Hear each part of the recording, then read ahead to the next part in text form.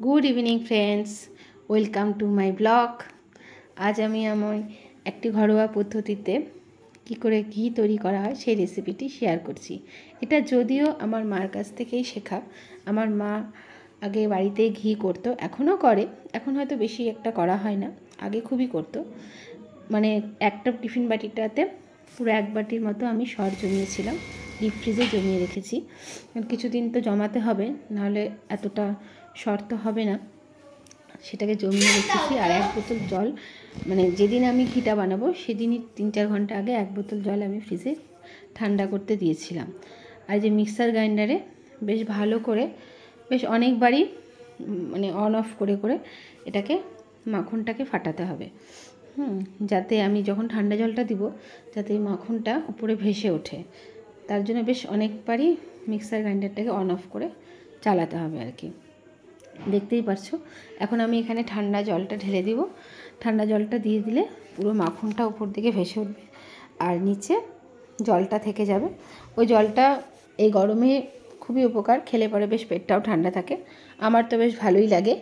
আমি একটু লবণ দিয়ে বা বিট নুন দিয়ে জলটা আমি খেয়ে নিই, আমার বেশ ভালোই লাগে এই গরমে। এই যে মাখনটাকে দেখছো আমি উঠাচ্ছি, হ্যাঁ, জলটা নিচে কিন্তু থেকে গেলে পুরো মাখনটা উপরে ভেসে উঠলো।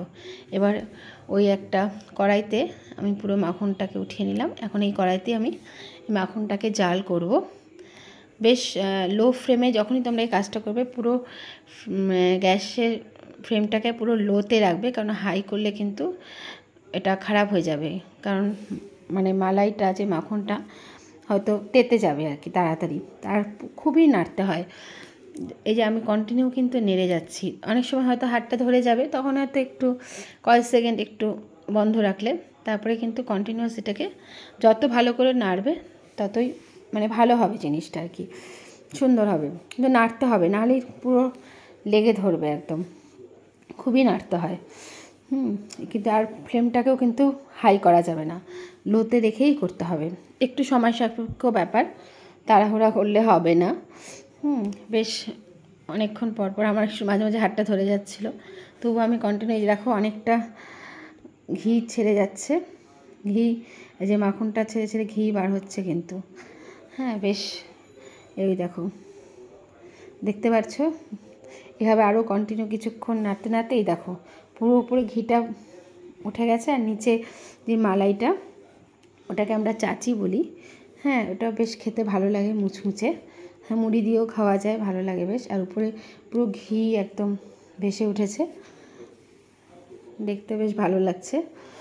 তারপরে এখন তৈরি হয়ে গেল। এখন এটাকে একটু ঠান্ডা করব। ঠান্ডা করে কোনো টিফিন ক্যারিয়ারে বা কোনো কাচের বোতলে পুরো ঘিটাকে ঢেলে রাখবে। ঢেলে বেশ কিছুদিন খেতে পারবে।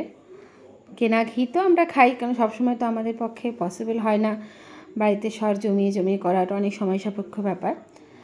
কিন্তু তবুও ঘরোয়া পদ্ধতিতে করে খেতে বেশ ভালোই লাগে। এটার সেন্টটা খুবই সুন্দর হয়, যেটা আমরা কেনা ঘিতে পাই না। আমার তো ভীষণ প্রিয়। টাটা।